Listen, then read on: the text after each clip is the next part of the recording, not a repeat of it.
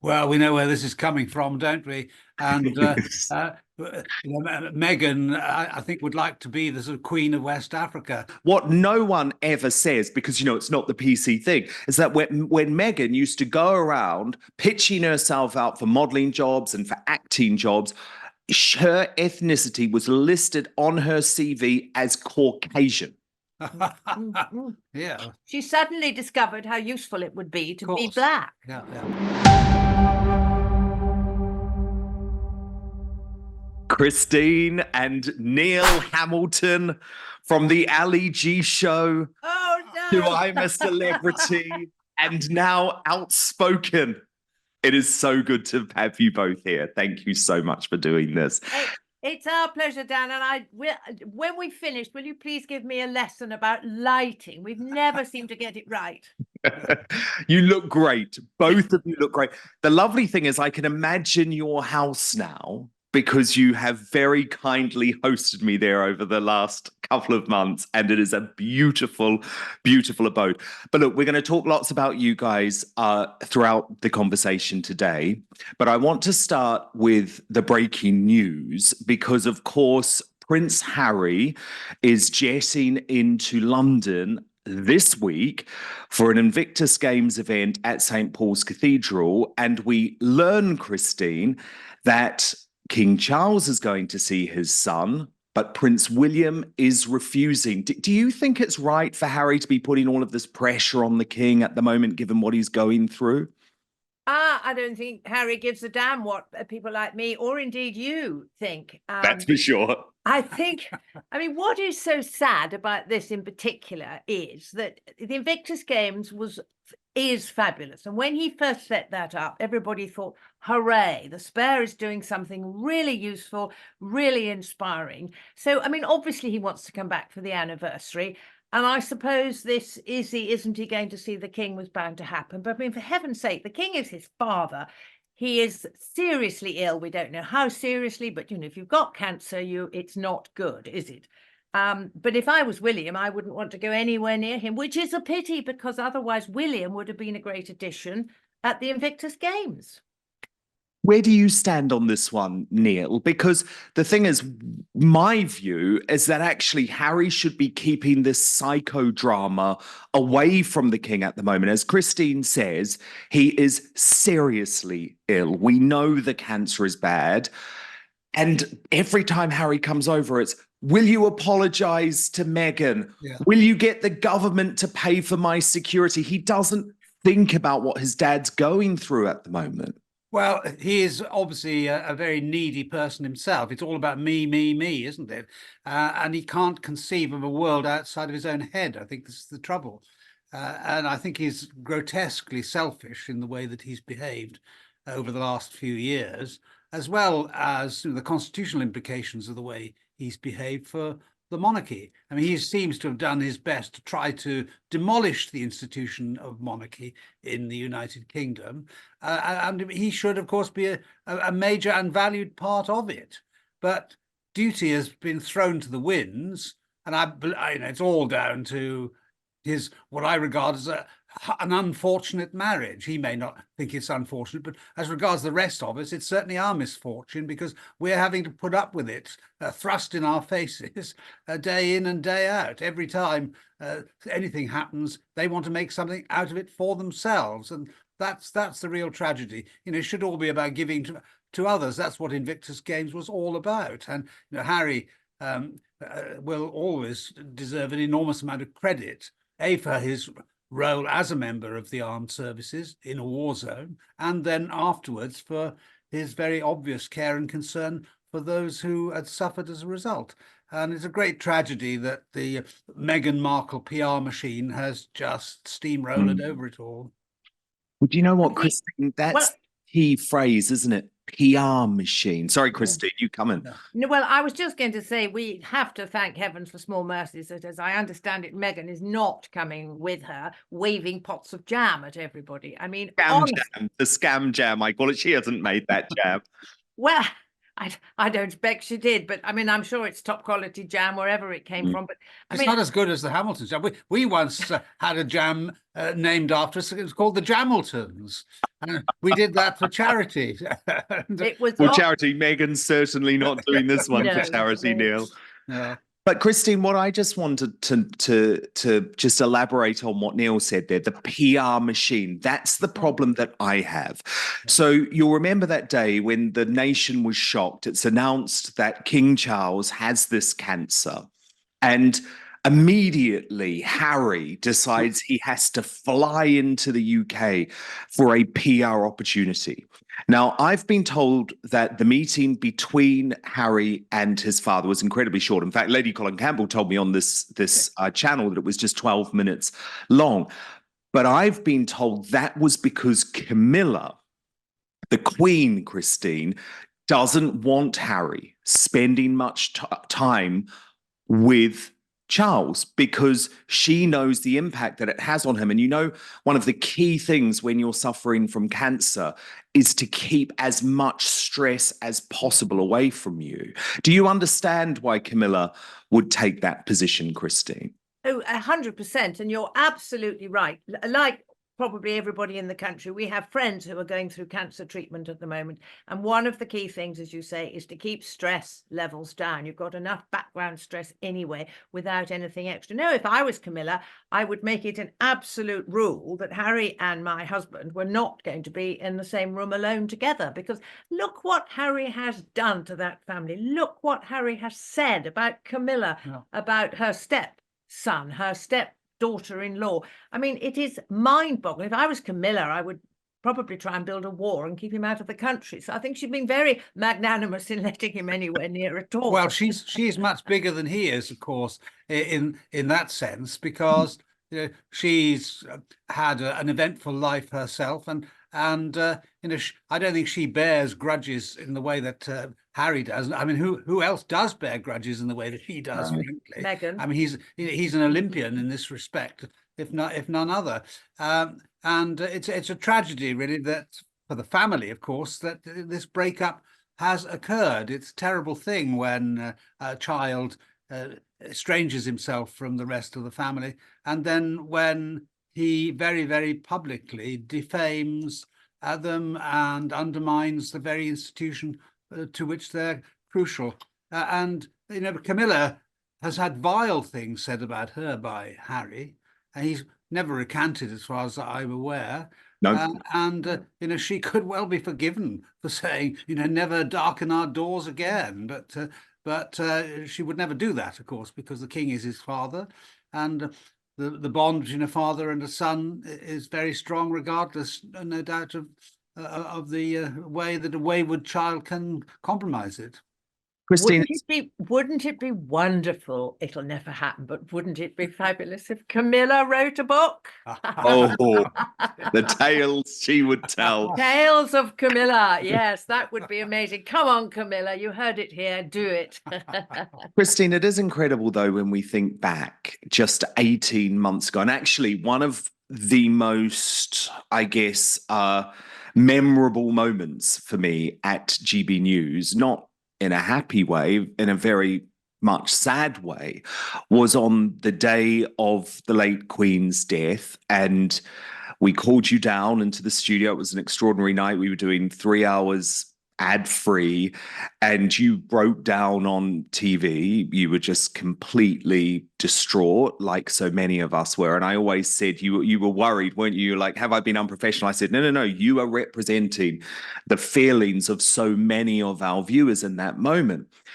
But things have gone so wrong. It's so unfortunate. It's so unfair for Charles and Camilla and William and Catherine, because just at the time when the king should be able to make some sort of mark, given he's not going to have a long reign, we know that, he's struck down by cancer. That's then the moment that Prince William should be able to take the lead role, and his wife is struck down by cancer. It's just, what do you make of what's going on? Well, it is incredibly unfair, as you say. I mean, the King Charles has had to wait a very long time in waiting to become the king. Not that he ever wished his mother to die, obviously not. But he has had a very, very long apprenticeship. And as you say, within less than a year, he gets stricken with cancer. I mean, and his daughter-in-law, apparently they have this very strong bond.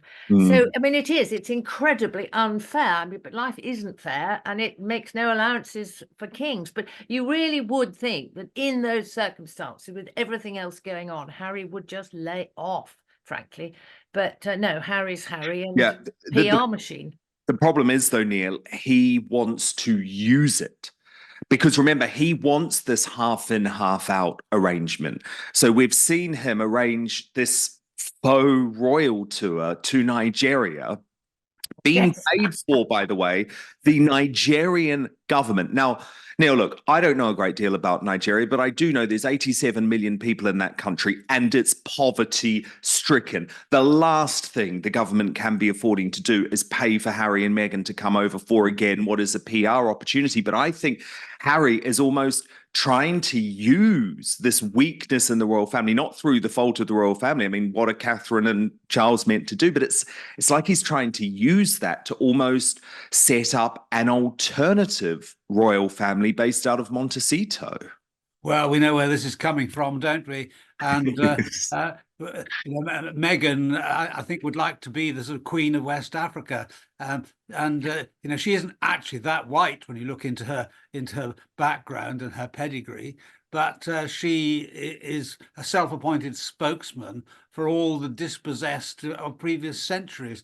And you mean she isn't exactly that black when you look back? Yeah, exactly. Yeah, you said white, black. Oh, I'm so sorry. No. Yeah. So. Well, she claims to be 43% Nigerian, but this was a discovery that seems to have happened, Neil, very recently. Because what no one ever says, because it's not the PC thing, is that when Meghan used to go around pitching herself out for modeling jobs and for acting jobs, her ethnicity was listed on her CV as Caucasian. Yeah. She suddenly discovered how useful it would be to be black. Yeah. And it's all artifice with her, as we know. She's a very, very calculating individual, and nothing ever happens by accident. And, she doesn't care who she harms in the process of fulfilling her vaulting ambitions.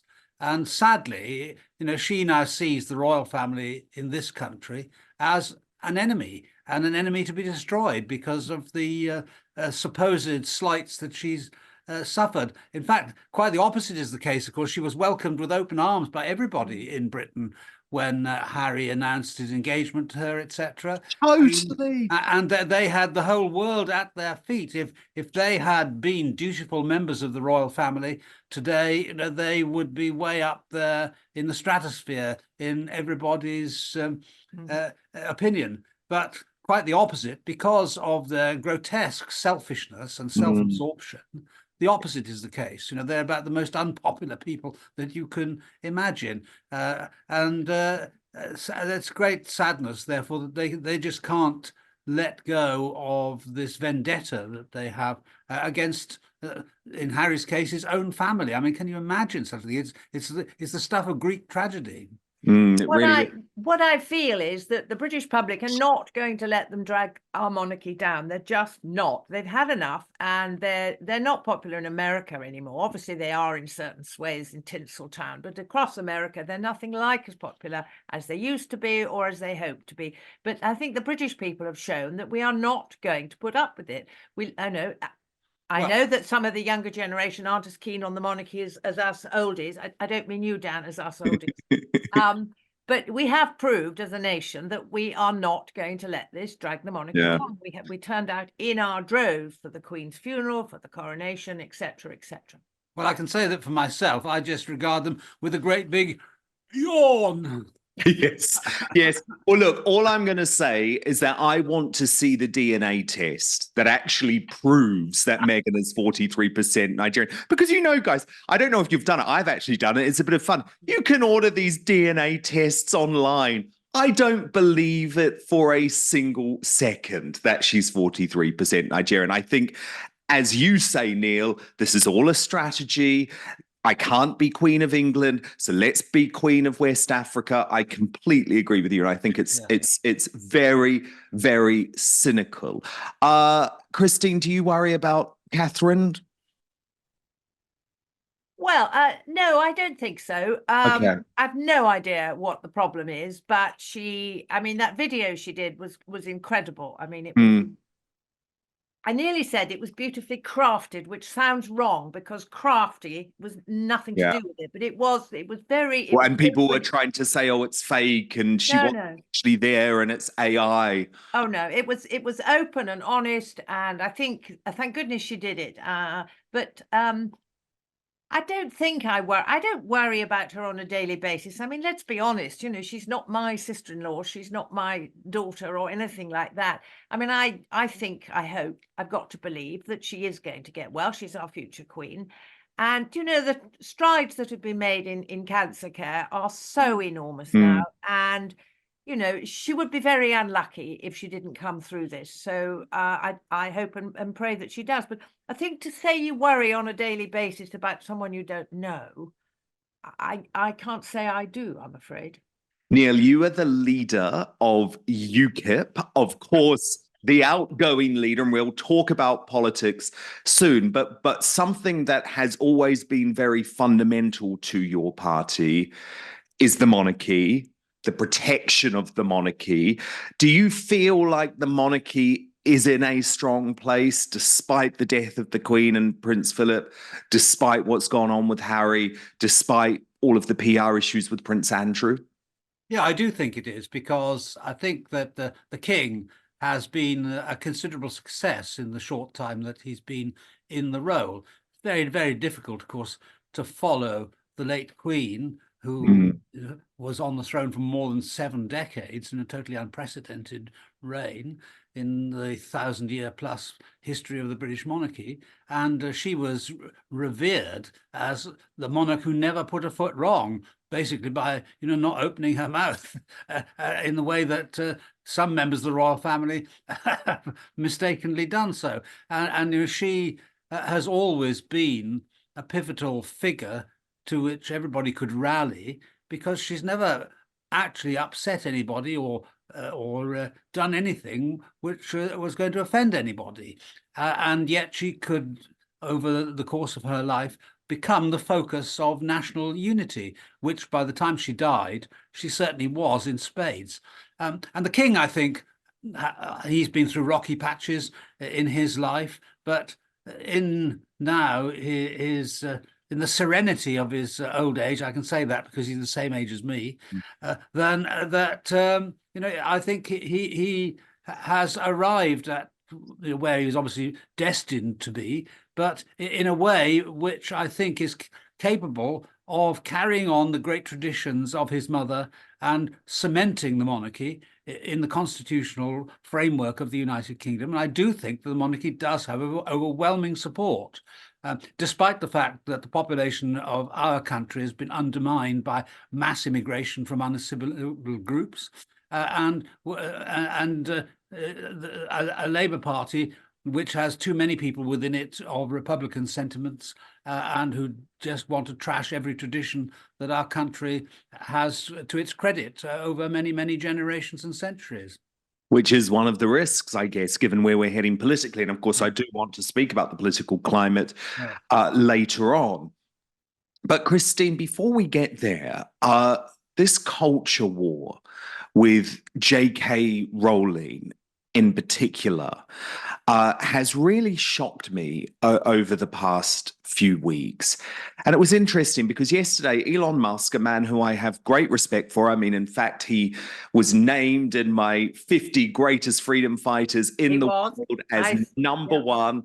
And he's a great man. I have a lot of respect for him. But this weekend, he took on JK Rowling in a respectful and a polite way, but he asked her to start posting more positive content on X and to stop talking all the time about the issue that she feels is clearly the most important in the world today, which is the protection of women's rights. Do you think that was a fair thing for Musk to do?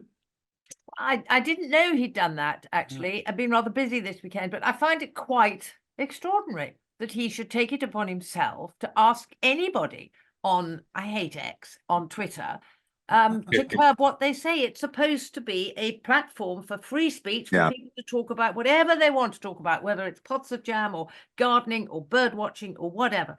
And I'm amazed that he did that, and I hope she ignores him. She must talk about what she wants to talk about, and she's been an incredible cheerleader for real women. I refuse to call myself a cis woman, by the way. I'm a woman. Awful. It's awful. I hate that term. I hate that term. So or do I. And it's a flaming cheek, frankly. I'm a woman, and anybody else could be a transgender woman or whatever, but a woman is a woman, and this stupid cis business, I don't even know what it means, but I refuse to use it. Anyway, JK Rowling and also Sharon Davis have been the two absolute... She's amazing, Sharon. And Riley as well, actually. There's been some really great women at the forefront of this. And Neil, then the other shocking thing is you still have the Harry Potter cast members. So these are people who JK Rowling provided with a career. You know, what would Daniel Radcliffe or Emma Watson be without JK Rowling? They're still coming for her. What an appalling little worm he is. He would be nothing but for J.K. Rowling. You know, the people of his acting abilities are two a penny. He just happens to have drawn the lucky straw of getting the part which propelled him to world fame. But that was nothing to do with him. It was everything to do with J.K. Rowling.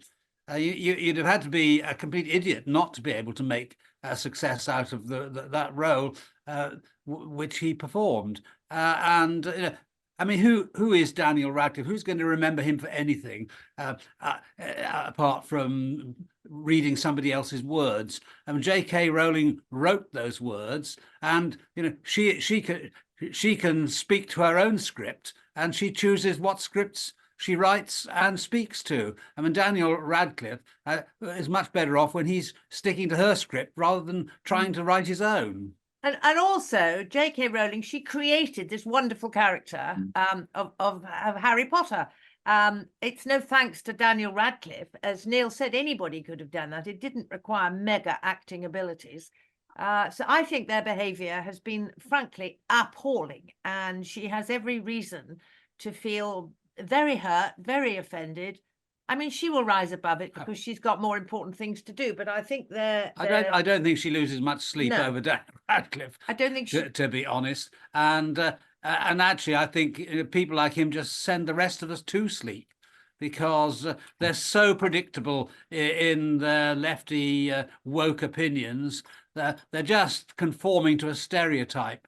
But when you dig down, you can't really dig very far because, you know, deep down they're very shallow. No, indeed. Well, look, we've got our first outspoken member on the line. I am absolutely delighted. Richard, where are you calling from, Richard? Hello, Dan. Eping in Essex here. I love it. An Essex boy. Very, very good. What is your question for the Hamiltons? Hello, Neil and Christine. Lovely. Hello, Richard. To speak to you. Hi there. Now, my question to you is wondered if you had seen Dan's excellent interview with Kevin Spacey the other day and what your thoughts are. Oh, thank you. I thought it was amazing. And I was so thrilled that Dan got that scoop, coup, whatever you want to call it, because the publicity that it has generated is brilliant, and it's just what Dan deserves. And I thought it was incredible. I thought it was very insightful.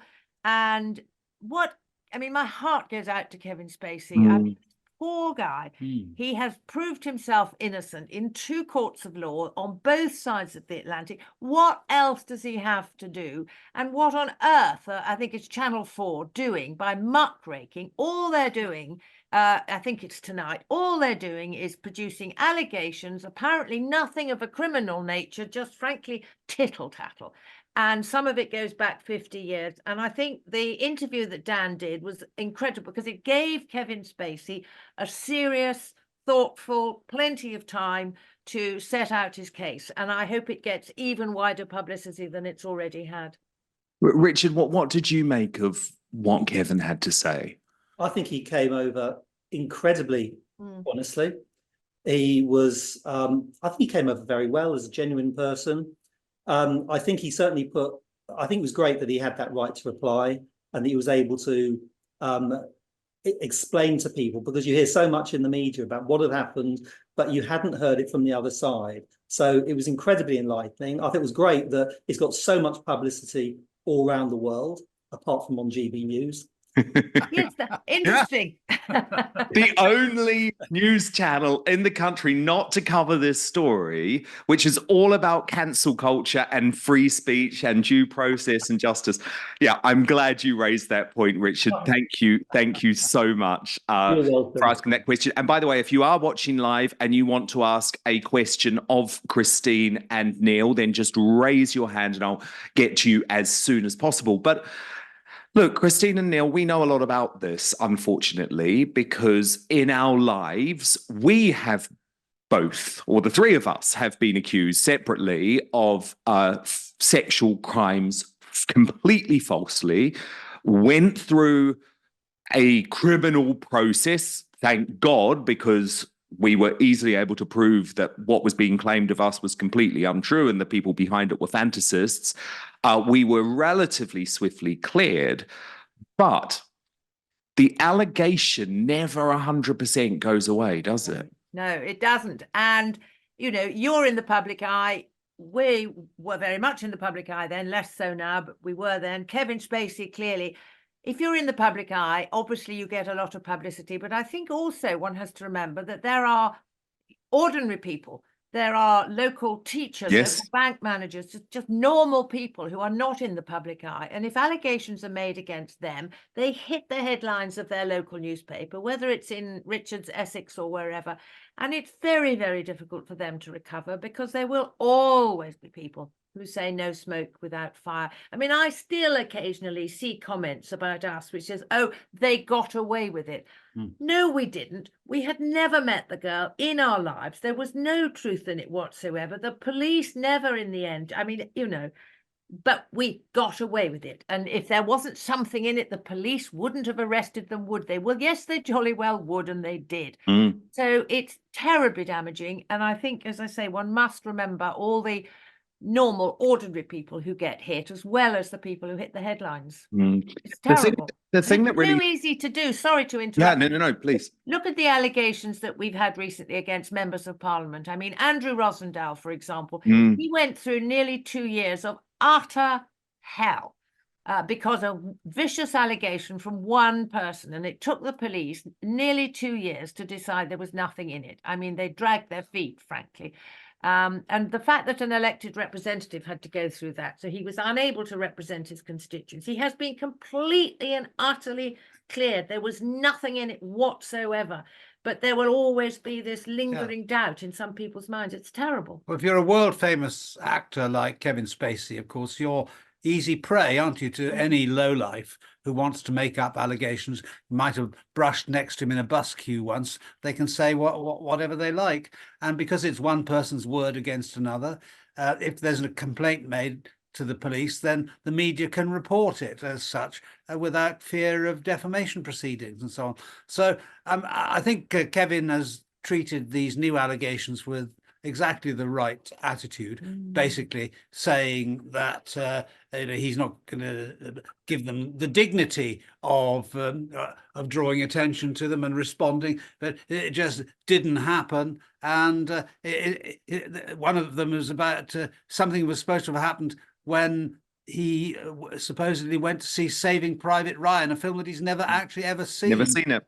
He's never seen the movie. And believe me, you know if you've seen that movie or not. I've never seen it. And I know that I've never seen it because you hear so much about that film. Dan, can I, before we leave this subject, yes. can I just say that one thing that we feel very strongly about, and I know you do Mm. now, is anonymity for those who are accused. And if we had the rule in place so that the people who were accused of a sexual offence had anonymity at least until they were charged, Yes. that would save an Yes. awful lot of heartache. Our names would never have been in the public eye in that way, and nor would yours. And we're members of something called FAIR, As am I, yes. FAIR, which is falsely accused individuals for reform. And we're campaigning for quite a lot, but in particular, that anonymity for those accused. And our key supporters are, you know, people in the public eye: Cliff Richard, Paul Gambuccini, Harvey Proctor, and I think now yourself. Yes, yes, Good. indeed.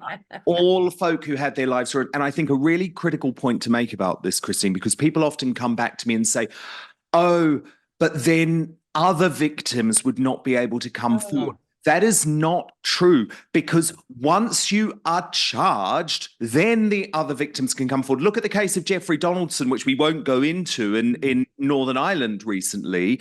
He went through a police investigation. No one knew about it. No one reported it. He has now been charged. If there was another victim, they have an opportunity to come forward now. Exactly. It's very Absolutely. clear, isn't it? And I think one other thing I just want to bring up about Kevin Spacey. And Christine, you know, you have become a bit of a showbiz personality over the past 2 decades. But it's very interesting because Hollywood and entertainment has gone so woke now. Oh, yeah. They offer no path back.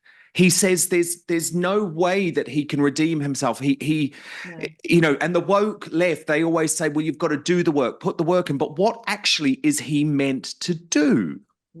No, well, I think this is one of the terribly sad aspects of it. And I don't know what Kevin does, frankly, because he's never going to be allowed back into the acting world again. And that is what he does brilliantly. What can he do? He can just basically lick his wounds and try and have a happy life for however much longer he's got left. But his career, his expertise, and the joy that he gave everybody through his, I mean, he is a brilliant actor, not was, he is. But I just cannot see that the Hollywood lovies will ever let him act again. I mean, you can imagine, can't you? If Kevin is in a film, it'll be panned. Nobody, you know, you can just see it happening, and they can't afford to take the risk. So I'm afraid it's terribly unfair and it's quite wrong. But I think he's just got to leave that particular field, and that's it's. Well, maybe he should do podcasting. Well, indeed, he can become a campaigner. I think he's got a really important voice, Yeah, actually. absolutely. And yeah, but it does that is what worries me. There's no path back. And actually, I need to say something here too, Neil, about Channel 4. Because where does Channel 4 get off thinking that they are judge, jury, and executioner? We've seen Dorothy Byrne, who is the hard left head of news at Channel 4, say, this is going to be a new Me Too moment for men. Now, I'm sorry, he's gone through the criminal justice process. He has lost his job. She admits that there's no criminality. This is effectively a question of minor sexual harassment in the workplace, which Spacey denies. So how dare they think that they have the right to be more important than the actual criminal justice system? Well, then they're no better than vultures picking over the corpse of some carrion, and that's what it's all about. It's just to get headlines, hopefully to get the audience ratings for something. But I mean, I personally have no interest whatsoever in watching this program. Whatever the truth of the allegations, they don't really add up to a row of beans. So who would conceivably be interested in it? I'd much rather spend my time on the Dan Wootton podcast. Excellent. Do you know, can I just go back to Channel 4? I think people like Channel 4, if I can phrase it like that, they were furious when Kevin Spacey was acquitted. They were absolutely furious. They thought they'd got their man. Hooray, somebody else hung out to dry. Yeah. You know, Harvey Wade, oh, Hollywood's rife with them and everywhere's rife with it. They simply couldn't accept, and they still can't accept, which is why this program's going out. They cannot accept that they were wrong. And he is an innocent man. And whatever they put out tonight, as I understand it, there are no criminal allegations. It's all just a bit of slap and tickle. I mean, for heaven's sake. Well, I think it'll bomb anyway. It won't get the ratings, and then it'll be forgotten tomorrow. I think you're right, actually. Christine, Yes. is it true that because I was watching a bit of this the other day, is it true that when you guys went through your false allegation, Louis Theroux was filming his documentary, his Access documentary at that moment? Well, it was an extraordinary coincidence, really. We had signed up with Louis to do when Louis met the Hamiltons, and we signed up to do 14 days of filming, not necessarily consecutively. And we'd done a couple of days, and it was August. We hadn't wanted it to be in August because we said there's really nothing much happening, etc., etc. And we were beginning to wonder how we were going to make this interesting. And suddenly, we got this telephone call from our solicitor to say, oh, by the way, there's no ifs or buts. You either have to make arrangements to be arrested at Barkingside police station, or they'll come for you in the middle of the night, and I can tell you that the press will be waiting downstairs, etc. So we made this arrangement, and we thought, what do we do? Do we take Louis with us? And Neil said, yes, of course we do. Yeah, absolutely. Because if there's no press there when we come out of the police station, and we knew there would be, but if there were no press, at least we had Louis there to record everything. And if the press were there, well, the rest is history. Louis had a field day. We revived his flagging career. He got a big scoop, but actually he's always been quite fond of you two, hasn't he? He didn't turn on you after, because he has done with some of the people who he's done Access documentaries with, of course, famously Jimmy Savile. But Christine, there was the famous. I'm glad you mentioned us in the same breath as Jimmy No, Savile. I'm not doing that. I'm not doing that. You can go off, people. God, I'm sorry.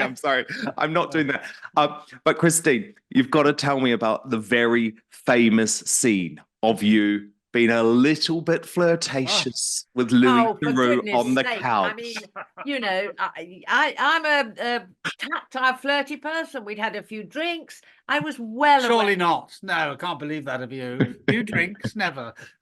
I was well aware that the cameras were on us. I mean, I'm not stupid. It was just a bit of fun. I know Louis didn't take it seriously. I didn't take it seriously. Neil was sitting on the floor nearby, blowing rings with his cigar.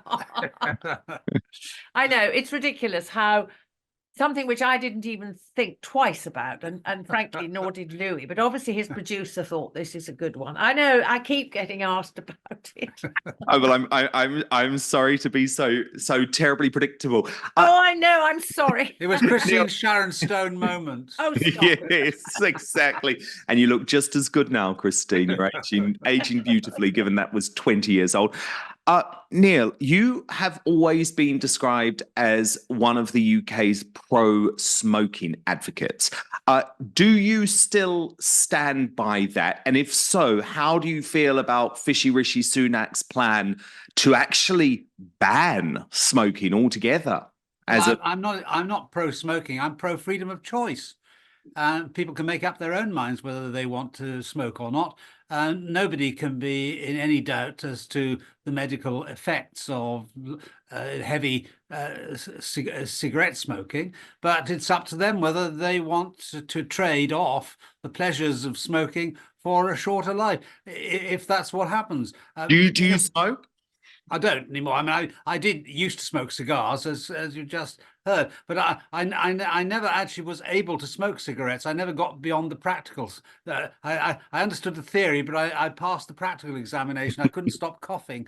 You failed the practical. Yeah, I couldn't. Failed the practical. I couldn't get past. So I've never ever smoked cigarettes. My father smoked about 60 or 70 cigarettes a day and had nicotine-coloured fingers in the 1950s when I was a boy, but he gave it up overnight when the first cancer scare occurred. And Christine's father, who was a doctor, did the same. So my sister is violently anti-smoking, but again, like myself, she's not one of those who would take a nanny state approach and say to adults that they can't do what they find pleasurable. Otherwise, we'd ban mountain climbing, skydiving, bungee jumping, you name it, anything which has Alcohol. danger attached to it. Yes, or I just thought that was water, Christine. Not exactly. You must be joking. It's Welsh whiskey. And as a result of the government's response to COVID, of course, we saw a vast increase in the powers of the state and the pressure to control people's lives and lifestyles, which has taken us way down the road in a totalitarian direction. And I think it's up to us all, actually, to stand up for freedom and people's freedom to choose. So, no, I've never changed my views on these issues at all, nor will I ever. Okay, look, there is a big political story emerging in the UK at the moment, which is the complete wipeout of the ruling Conservative Party.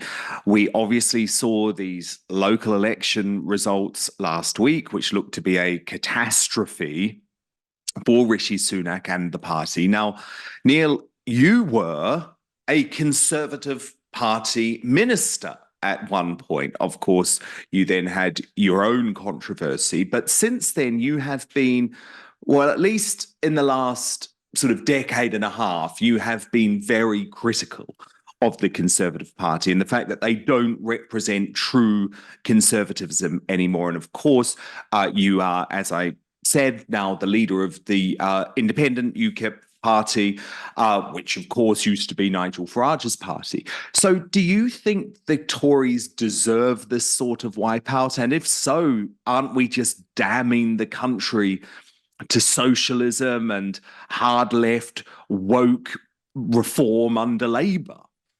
Well, it's a tragedy, isn't it? There was so much to hope for from the Conservative government, especially after the Brexit referendum. And when Boris Johnson became Prime Minister, there was everything to play for.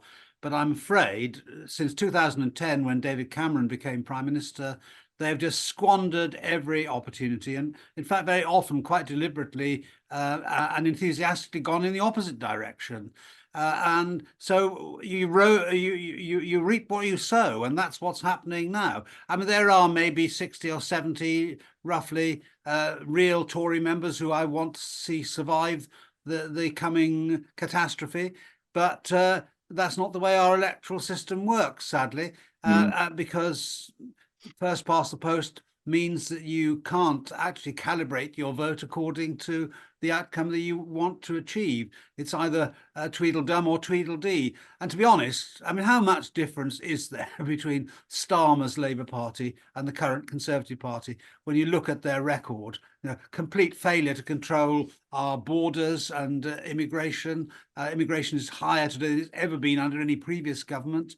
They completely wrecked the economy as a result of their totalitarian policy on COVID lockdowns, so that the tax burden is higher than it's been since the Attlee government in the 1940s. They double down on all the nut zero nonsense, which is now adding masses to everybody's electricity bills every month, as well as the taxpayer subsidies we're all having to pay for. What have they done about the woke agenda, the Equalities Act of 2010, which was actually brought into force under a Conservative government, although introduced by Harriet Harman before the general election in 2010. The Tories have fully signed up to that agenda and done almost nothing to turn the clock back to a more libertarian age, which we had actually in the 1980s and the early 1990s.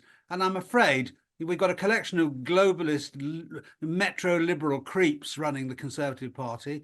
David Cameron changed the system for candidate selection, which has centralised everything in the hands of the leader and the bureaucrats at Conservative Central Office. So people like you and me would never get a look in for being candidates today. Huge mistake. CCHQ is a big issue. And then, Christine, you see the revolting arrogance of a man like Sadiq Khan, elected for a historic third term as the mayor of London. He is destroying this city. And I say this city because I am broadcasting from London. I know you're not stupid enough to live in London. And believe me, I hopefully won't be here for too much longer, because he has completely turned this city into a hellscape on so many levels. But Christine, did you see the moment at the weekend when he refused to shake the hand of Susan Hall, the Conservative candidate? He tried to say that she was a racist. It's just lowest common denominator politics, isn't it? I simply cannot understand. I mean, I think I knew he was going to be re-elected, but I cannot. I mean, it's like turkeys voting for Christmas and lemmings voting for the cliff edge.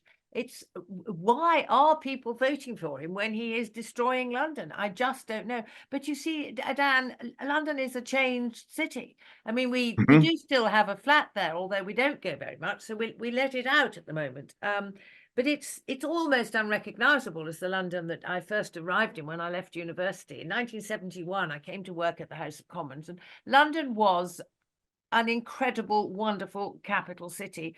And it was a British capital city. It isn't now. I mean, over 50% of the people who live in London weren't even born in this country. Now, you probably weren't either. No, but that's No, but I am a British citizen. But exactly. You get the picture, and it has so changed beyond all recognition. I mean, honestly, this 20-mile-an-hour thing. Yes, of course, in certain places it seems the right speed level, but not acres of London. You can at least go at 30. Yeah, you can't drive a car at 20 miles an hour, but you can drive an e-scooter. At 50. Exactly. But Well, I find it quite incredible. And he is so arrogant. He knew he was going to be re-elected. And I tremble to think what he's going to do to London in his next term of office. I really do. He's done, to me, the way I look at it, he's done so much damage. I mean, Well, he's destroying our capital city, sadly. yeah. London is going the same way as all those Democrat-controlled cities in the United States that have become cesspits of homelessness and failure, Knife crime. and crime. It's a great sadness. It's a tragedy. Look, we've got lots of political questions coming in from our amazing Outspoken members. So let's go through some of these political ones quick fire. So Susan Matthews says, Neil, seeing as the Conservative Party appears to be going down the river without a paddle, do you think that there will be many defections? And if so, do you think they're doing it for themselves or for the country? So that is suggesting, will there be more Conservatives who end up in the Labour Party, as has been rumoured? Well, I hope that there will be a lot more, because then people will be coming out in their true colours, won't they? The problem has been that this current Conservative Party has given home to people who are not really Conservatives. They're, closet Social Democrats, most of them. Some of them, as we now discover, are closet Labour Party supporters. And if after 13 years of Conservative government, you decide that actually the Labour Party is a place that you belonged all along, it doesn't really say much for your credentials to be a Conservative in the first place, does it? So what we want is more honesty in politics. And the current electoral system actually institutionalizes dishonesty. And I think if we change the electoral system so that there was more proportional representation, then new insurgent parties like UKIP was, in 2015, we got 4.5 million votes in that general election and didn't win a single seat. So the unfairness of the system actually builds in the dishonesty, which gives us a principle-free Tory party and a principle-free Labour Party, because the difference between Starmer and Sunak is actually about the width of a cigarette paper. And even the cigarette paper will be banned in due course, no doubt, by one or other of them. Christine, Pauline Nicol asks, actually, you can both answer this one. Who's the nastiest politician you've encountered? Oh, heavens. You've got to be honest. Yeah, well, I'm trying to. The nastiest politician, help. Can you? Well, there are plenty of people who've been nasty about us, but I can't now remember who they are. We don't dwell on these things. We don't harbour grudges, and we don't dwell on it. And there've been a load of journalists actually who've been unbelievably vile about us in the past, and we're now perfectly get on with them perfectly well. What was the exact word? The vilest politician, the nastiest politician? Yeah, the nastiest politician that you have encountered. There's probably somebody on the benches behind me when I was an MP. Yes. Well, I'm going to be awake tonight trying to work out what the answers to that question should have been. Come on. And Neil, how are you now with Nigel Farage? Because you two had a big falling out, didn't you? Well, he had a falling out with me. I never had a falling out with him, and we don't speak. But then that's because we don't normally come into each other's orbit. So I'm afraid Nigel, he's a great guy in many, many ways, a genius, and the most important politician who's never been elected to Parliament in our lifetimes. And we're all immensely grateful to him for having brought Brexit to the table in the first place, and doing so much to ensure that we actually achieved it, albeit that the government has not made as much of it as they might have done. But I'm afraid Nigel does have a problem with competitiveness. He has to be the bride every wedding and the corpse every funeral, which is a tragedy because it means that other good people who are in his orbit just get frozen out. I'm not going to spend this podcast attacking Nigel because I've gone beyond all that. And anyway, I think his achievements speak for themselves. But I wish that Nigel could take a kind of inclusive view, but I'm afraid he's a different kind of personality. What Neil and UKIP have wanted all along, not all along, but recently, is for all the groupings on the right, Reform, UKIP, whatever the others are called, etc., to get together. There's no point them standing against each other, but Reform, Nigel and Richard Tice set their face like flint against that. Now, I'll tell you something. We went to a party the other day, about a month ago. Michael Ashcroft was launching his book about what did he call her? The Red Queen, Angela Rayner. And, all the great and the good and the not so great and not so good were there. And I suddenly saw Nigel coming in, and he could have walked past me, but I wasn't going to do it. So I just put my hand out and I said, Nigel, come on. I said, we used to be great friends. I said, this is ridiculous. Can't we just be friends again? And I took hold of him by the shoulders, so he couldn't move on. And I said, are we friends again? And he said yes, and so we gave each other a little kiss. But I haven't heard from him since. In that vice-like grip of Christine. At that point, he was just utterly terrified. But Christine, did you not bang into each other at the GB News studio? No, because he operates from Westminster and we operate from Paddington. Yeah, although once or twice. He was before the Westminster studio opened, it did bump in once or twice, and I always made a point of saying hello, Nigel. Yeah. And he would acknowledge me, but then he would, there we are. It's live. Okay, we've got a couple of royal questions coming in. By the way, if you do want to ask your questions on video, I'd love to see you. Just put your hand up. But Mary Goldine says, at what point does King Charles say to Harry, when your behaviour is XYZ, we can sit down and talk. Until that time, I cannot trust you. I love you, but I cannot trust you. Oh, I wish he had done that a while ago. Maybe Camilla can say it for him. It's the prodigal son, isn't it? You always hope that your prodigal son is going to return and everything's going to be fine again. But yeah, I would love the king to say that, but I don't think he will. But come on, Camilla, when you finished writing your book, just sit Harry down and tell him exactly that. They're very good wording. He'll be deaf to the message, I'm afraid. Yeah. And Mick asks, you might want to take this one on Neil. Mick asks, will Meghan dump Harry once she's squeezed all the juice out of his royal connections? Well, it's tempting to think that, isn't it? It's an entirely credible hypothesis, I think, because we all know that the first words of her name are M-E. It's all about me. And she doesn't care about anybody else. Look at the way she treated her own family, which is absolutely appalling. The way that she treated her father over the wedding all those years ago. Shocking. And she's never ever introduced Harry to her father, and she seems to have completely ostracized them since she's gone beyond the family to her new sort of mega stardom in her own mind, at any rate. So sadly, I'm afraid it isn't going to happen. Trace, Neil and I we first met when we were 18 and we're now 75 and Wow. we haven't been married quite that long. We've been married, is it 46 years or something? but that is a true love It story. is, but I bet you they won't be married 46 years. Let's just give them that. No way. Well, look, actually, that leads perfectly on to this question from Tracy and Karen, who are sisters right now, holidaying in Lanzarote. So, hello, Hey, Karen. lucky thing. Very jealous of you. It's Viva freezing and España. raining here. But Tracy asks, is there anything that you disagree on, whether political or social? Yes. What? No, Neil is more.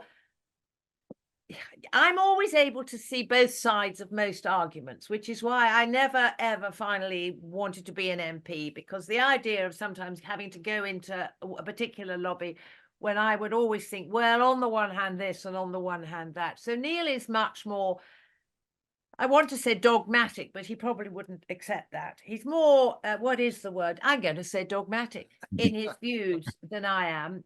We disagreed for Well, it's only because I'm usually right. Neil is not for turning.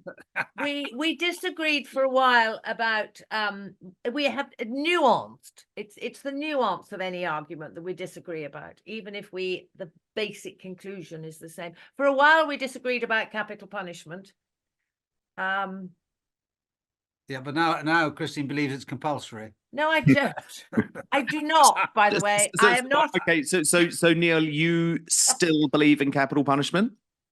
Well, I voted for it numerous times when it came up in the House of Commons when I was a member of Parliament. And by the way, the majority of Brits, this is never spoken about. The majority of Brits believe in capital punishment. I think there are crimes which deserve that penalty.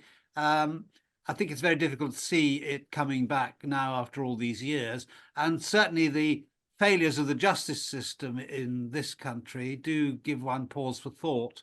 But I think one can reduce the consequences of that very significantly. So I do think that there are crimes which do justify the ultimate penalty. Yes. So cop killers, baby killers, presumably Sarah Everard's killer, that absolute scumbag Wayne Couzens, who used his position of authority.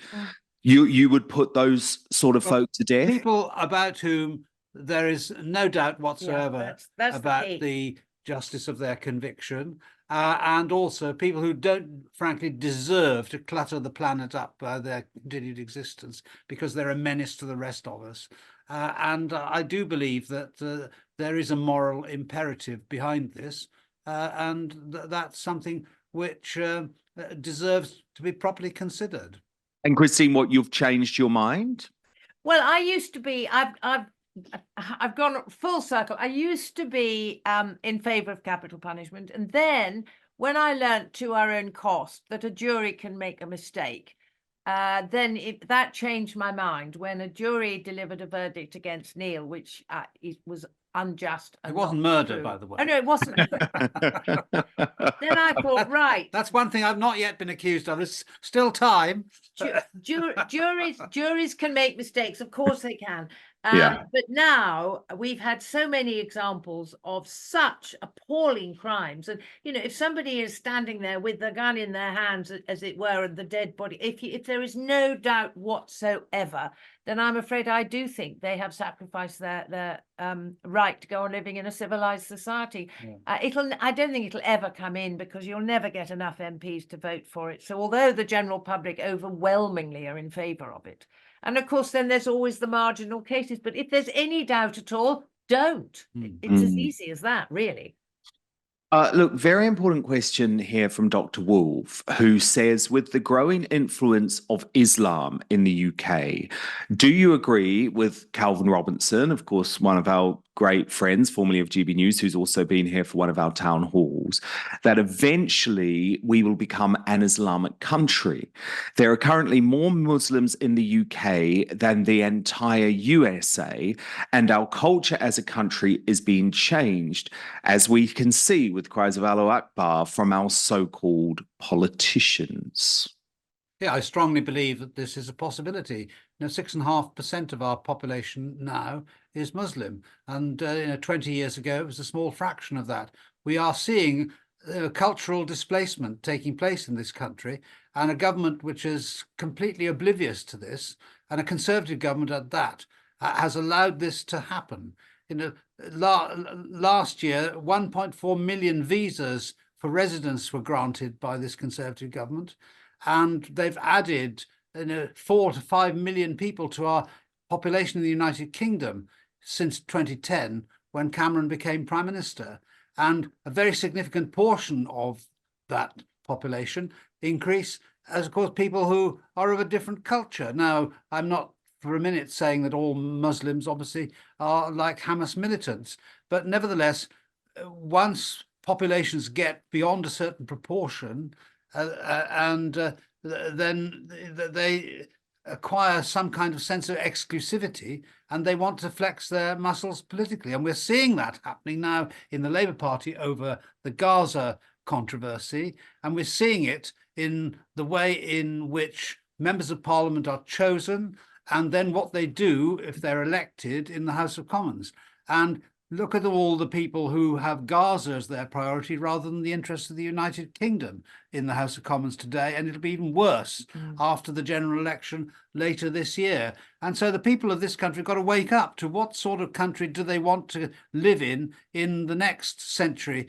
It won't be a century that we'll be living in, but the children and grandchildren of our generation do need to face up to the reality of what's happening to our country, because the country is being taken away from us beneath our eyes and noses, and nothing is being done about it. That's why we need to have a government that does represent the true interests of the British people, regardless of colour, but which is going to maintain our traditional British culture and our tradition of tolerance here, which we've given to the rest of the world, but sadly now seems to be at a discount even in our own country. What worries me, well, lots of things worry me, but on this issue is that after the next election, there's going to be a very large number of members of Parliament, generally Labour, whose first loyalty is not to this country. Their first loyalty will either be to their country of origin or to their religion. And that, to me, is wrong. It's the British Parliament and the people in there, their first loyalty should be to this country.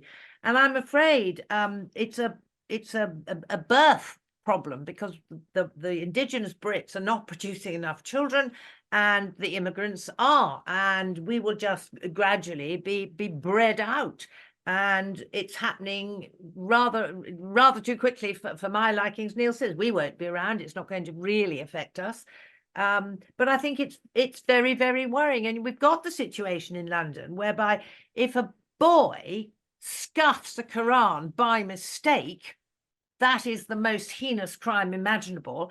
If somebody burns a Bible in Trafalgar Square or wherever, nobody turns a hair. Now, what sort of topsy-turvy country are we living in when that is allowed to be the situation? I mean, it's and goodness knows, with Mr. Khan in control in London for another term, I cannot see the situation getting any better. And you did ask earlier on, why was Sadiq Khan, in spite of his appalling record, re-elected for a third term? That's part of the explanation. Actually, it's because identity politics.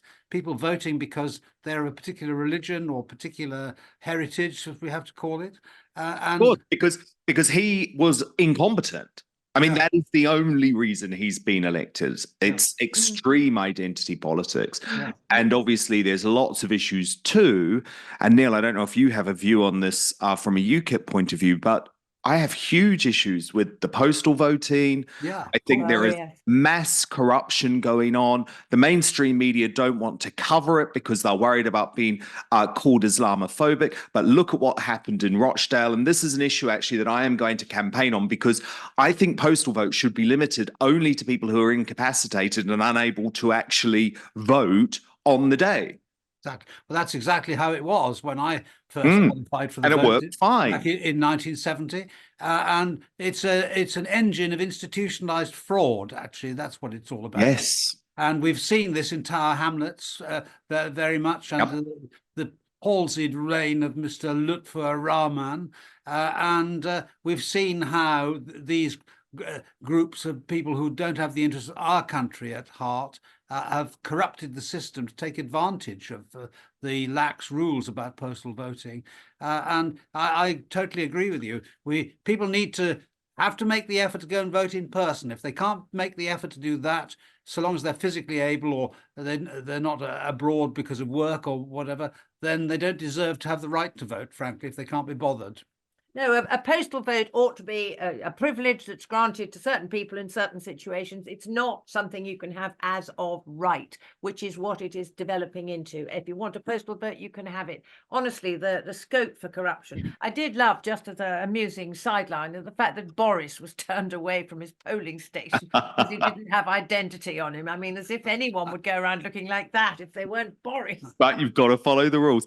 Look, Pauline Nicholl says she agrees with everything that you've both said about Islam, but she does have a question. She says, if you were the mayor of London, would you ban these pro-Hamas marches every week? Of course, Suella Braverman calls them hate marches. She says they should be banned, but there is an issue, isn't there? Because there's freedom of speech to think about, there's freedom of expression to think about. Well, there is an issue of freedom of speech, but ultimately these things are all proportionate. We have different rights to protect. What about the rights of people who live and work in London and want to visit London at the weekend to go about their business in a way which enables them to enjoy their own lives? Why should we be taken over every single week by one small sect that wants to pursue interests that are far removed from the interests of the United Kingdom? And I do believe that the centre of London cannot be taken over on a weekly basis by the same people protesting in the same way or interminably, because otherwise that merely reduces the capacity of other people to enjoy the freedoms that we should all want to protect. So yes, have the right to protest, but it's got to be done in a way which doesn't interfere with the lives of others or doesn't interfere disproportionately with the lives of others. And in particular, that it doesn't interfere with the life of Jewish people in London. I mean, we have Jewish friends who they just don't, women in particular, they don't go out of their house at weekends. Yeah. They certainly wouldn't go out after dark because they're frankly terrified. And it's outrageous that the government just sits back, and the Met, and allow these marches week after week. You know, they have made their point. They have had a very free reign. Enough is enough. Stop. Yeah. And so they want a ceasefire in Gaza. I want a ceasefire in the centre of London, frankly. Totally. Alan Gartside asks, and you can both answer this, who is the person to lead the Tory party back to conservatism? Oh, gosh. Well, it's a difficult question, but I mean, Suella Braverman would be high up my list of candidates. And you know, who knows who's going to survive the coming cataclysm when the election takes place. That's going to be another important element in this.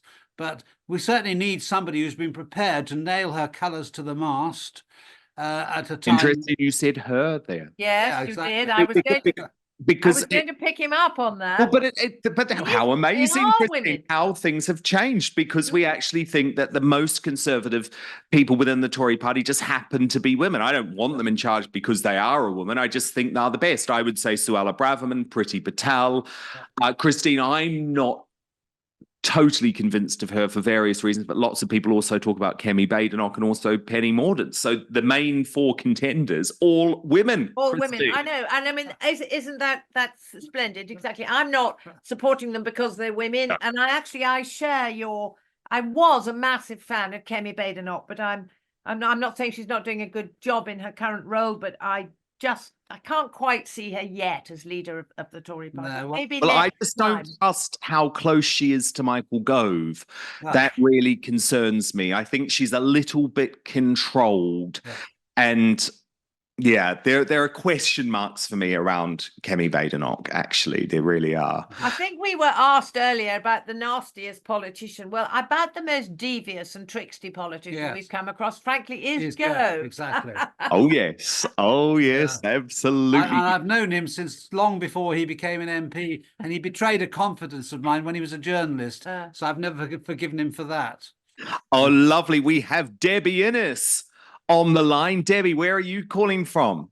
Oh, I'm calling from Scotland. Excellent. You look great. We can see you. We can hear you. What's your question to the Hamiltons? Well, first of all, Christy, I think you and I shared the same birthday. Oh, Whoa. November. Sorry, I didn't catch that last bit. you share the same birthday. Oh, share the same birthday. The Yeah. 10th of November. Hooray. That's You're a right, the 4th of Scorpio. November. Yeah, we're dangerous Scorpios. Absolutely. We've got a sting in the tail, so be careful. Yeah. No, what I'd like to ask you is, given what's happened with Scottish politics of late, do you think independence is going to be put in the back burner? Over to you. Oh, to me, yeah. Oh, Oh, yeah, I to think the independence movement's on its last legs, frankly, and not before time, of course. Actually, the whole devolution project, I think, needs to be put into reverse, because it was supposed to be, according to Blair, back in 1997, the way of keeping the United Kingdom together. Actually, what it's done is to force us apart, not to unify. I was a member of the Welsh Parliament for 5 years until 2021, and I'm seeing the same thing happening in Wales. The Scottish government's been an absolute catastrophe, just as the Welsh government has been ever since devolution was introduced. And even though Labour are not quite as bad as the SNP, they're not going to be that much better if they manage to get control again in Edinburgh.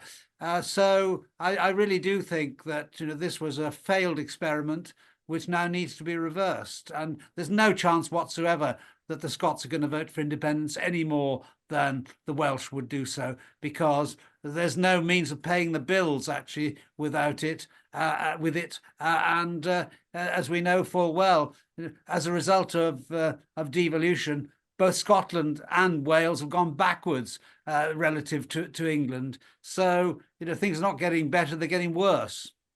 It amazes me, this is slightly aside the issue, but it amazes me why people don't look across Offa's Dyke, for example, to Wales, or Hadrian's Wall to Scotland, and see how, not so much Scotland because it's SNP, but in Wales, where we've had a Labour government in power for 20 years, and on every single important indicator, they're at the bottom, whether it's health or social welfare, etc., etc.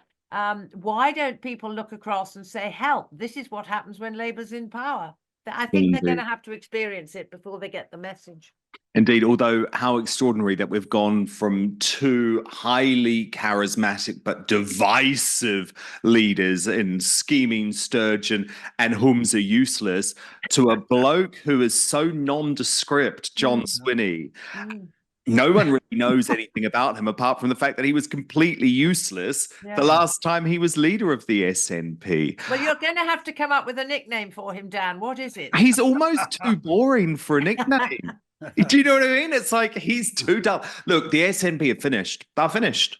Yeah. I think independence is finished. I think it's a great thing. And by the way, I don't call it independence. I call it Scottish separatism. We have to start calling it what it actually is.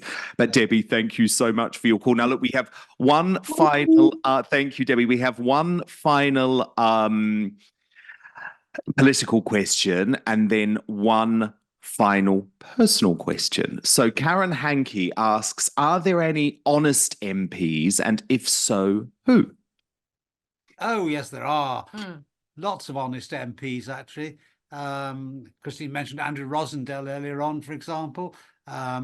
Edward Lee, Chris Chope. I know even in the Labour Party, there are honest MPs, people like Graham Stringer, for example.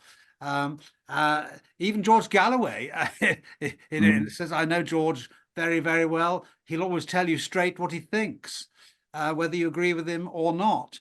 So there are lots of good MPs. There are quite a lot of them also on the make, of course. Lee Anderson. And that's the trouble with the current political elites in all the big parties. Christine, who do you think is an honest MP? I think, I mean, MPs get a really bad press. They're always grovelling around at the bottom somewhere between traffic wardens and estate agents. But I think, the average MP, frankly, they may be misguided in your view or my view, but they are trying to do a good job. They're working hard for their constituents, and they all get tarred with this brush that, they're useless and they're this, that, and the other. But, I think goodness knows what it'll be like next time. But I mean, it's a noble calling to be an MP, or it ought to be. It used to be. And I think it's too easy to denigrate everybody just because they're an MP, and therefore you have to assume that they're only in it for themselves. I really genuinely don't think that's true. And I mean, I'm not going to single anybody out. Neil's mentioned a few, but there are a lot of really fine MP. I mean, you know, Andrea Jenkins, Jacob Rees-Mogg, Yes. people like that. And Neil Priti mentioned Patel. Priti Yeah. Patel. You know, they work incredibly hard. It's a very intrusive life. You know, you have to, especially women MPs, you know, the amount of abuse that women MPs get. We were talking to a friend of ours the other day who is standing for Parliament. Actually, she's standing for the Lib Dems, not for the Tories, but there we are. We have friends in all circles. And I said to her, you know, are you not worried about the sort of abuse you're going to get if you get elected? And she said, yes, but I'm still going to do it. So I think you have to give MPs a bit more slack than some people do. They're trying to do a good job. I think the majority of them, I really do. But I can think of several who aren't, but that's another matter. Yeah, let's not bring the tone down by talking about Angela Rayner. Francine, She's got great hair, though, isn't she? She does. Francine says, not a question, but please tell Neil and Christine Hamilton I think they are a wonderful couple and love seeing them and hearing their views. And actually connect to this, and I thought this was a great final question from Deborah, because obviously we've spoken a lot about the royals and pop culture and politics, but personal is important too. And Deborah says, congratulations on 46 years. What are the secrets of a long marriage? Oh, just doing exactly what I'm told, of course. I'll tell you, I know exactly what it is. I mean, to be honest, first of all, it's luck to meet the right person. Then you need a bit of lust to get you off the ground, you know. And then you need love, obviously, and you need laughter. You need a hell of a load of laughter. But I just wish if people thought about their marriage vows before they decided to get married, if they just thought, hang on, I am going to have to swear before God, if you want to, or before my family and friends, or just before the registrar of marriages, etc., if that's your choice. But I am going to have to promise very serious. They're the most serious promises you will ever make in your life.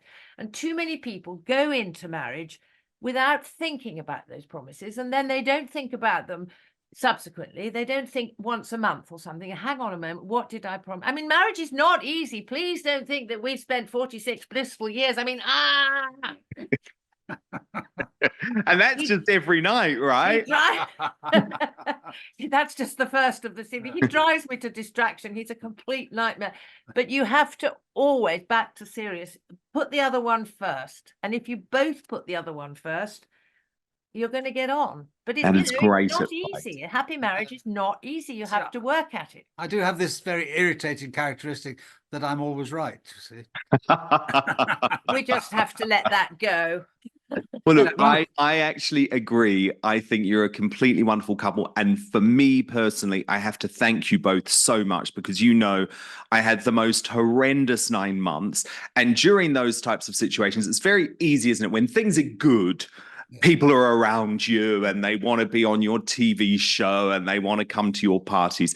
But it's actually when the chips are down, when things have got really bad, that you see the true character of people. And my goodness, I always knew it anyway, but you two are so wonderful. You were always there for me, whether it was emotional or practical support. And when you're at your lowest point, that means so much. So I just want to thank you for being so wonderful. Well thank done. you. I have to tell you, it was one of the happiest days of our life when I got what you call a direct message on Twitter from you saying that the police were not going to make any charges. I just thought, wow. You and Andrew Rosendale, within a fairly short space of time, I just thought, I believed in both those guys, and hooray. And we can't wait for you to come and stay with us again. Yes, indeed. Well, and I can't wait to have you on my Outspoken show. Right. This is all just our soft launch, but of course, the news and opinion show is launching later this year. I've got to do a little plug. If you are watching right now on YouTube, then please hit the subscribe button, because then you'll get the videos and all of the information as it comes available. Or Please do subscribe if you want that information in your inbox by visiting danwootonoutSpoken.com, and Wootton is spelled WOOTTON, because some people do get that wrong, which I very much understand. But it's been an absolute pleasure to have you, Christine and Neil. Get back to your wine or your whiskey. Whiskey. Dry martini. Welsh whiskey. And I will see you both very soon. And thanks for watching. Thank you so much for having us on your show. Thank you, Bye-bye, guys. everyone.